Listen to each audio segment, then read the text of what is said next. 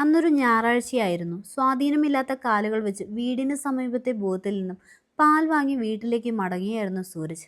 പെട്ടെന്നാണ് ഓട്ടോറിക്ഷയിൽ ഒരു സംഘം മുന്നിലേക്ക് വന്നിറങ്ങുന്നത്. എന്താണ് സംഭവിക്കുന്നതെന്ന് തിരിച്ചറിയും മുൻപേ സൂരജ് ആക്രമികളുടെ ആയുധങ്ങൾക്ക് ഇരയായി. 10 വർഷങ്ങൾക്ക് ശേഷം കോടതി തിങ്കളാഴ്ച പ്രതികൾക്ക് ശിക്ഷ വിധിച്ചിരിക്കുകയാണ്.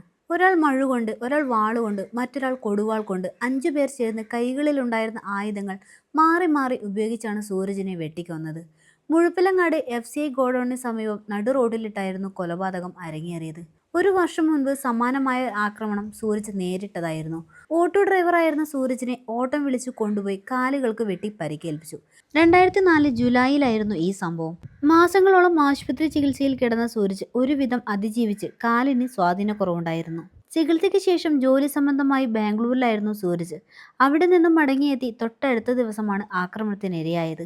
ആദ്യ ആക്രമണം നടന്ന് 1 വർഷം പിന്നിട്ടപ്പോൾ ജീവനെടുത്ത രണ്ടാമത്തെ ആക്രമണം ഉണ്ടായത് 2005 ഓഗസ്റ്റ് 7-നായിരുന്നു ഇത്.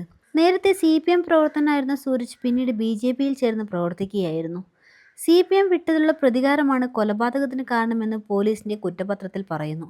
കൊലപാതകത്തിന് ശേഷവും സൂരജിനോടുള്ള പക മാറിയില്ല.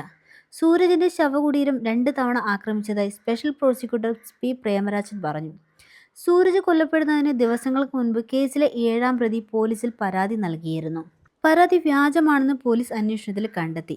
അതിനുശേഷം ഒരാഴ്ച കഴിഞ്ഞ് 2005 ഓഗസ്റ്റ് 7-ന് രാവിലെയാണ് സൂരജിനെ വെട്ടിക്കൊലപ്പെടുത്തിയത്. അതേസമയം സൂരജ് വധക്കേസിൽ തുടക്കത്തിൽ 10 പ്രതികളാണ് ഉണ്ടായിരുന്നത്. കുറ്റപത്രം നൽകുമ്പോൾ 2 പ്രതികൾ 5 പ്രതികളെ കണ്ടുകിട്ടാനുണ്ടെന്ന് അന്വേഷണ സംഘം കോടതിയിൽ റിപ്പോർട്ട് നൽകി. എന്നാൽ 2 പേരെയും കണ്ടെത്താനായില്ല.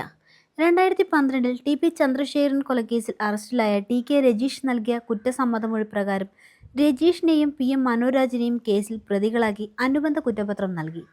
സാക്ഷികൾ പ്രതികളെ കണ്ട് തിരിച്ചറിഞ്ഞു. താനും മനോരാജും കൊലപാതക സംഘത്തിൽ ഉൾപ്പെട്ടിരുന്നതായും രജീഷ് നൽകിയ മൊഴിയുടെ അടിസ്ഥാനത്തിൽ കണ്ണൂർ സിറ്റി CI ആയിരുന്നു TK രത്നകുമാറാണ് തുടരന്വേഷണം നടത്തിയത്. കണ്ണൂർ സിറ്റി CI ആയിരുന്ന M. ദാമോദരാണ് അന്വേഷണം നടത്തി കുറ്റപത്രം നൽകിയത്. 2010-ൽ കേസ് വിചാരണയ്ക്ക് പരിഗണിച്ചെങ്കിലും സാക്ഷി വിസ്താരം തുടങ്ങിയിരുന്നില്ല. സൂരജിന്റെ അമ്മ സതി ഹൈക്കോടതിയെ സമീപിച്ചതിനെ തുടർന്ന് സ്പെഷ്യൽ പ്രോസിക്യൂട്ടറെ നിയമിച്ചു.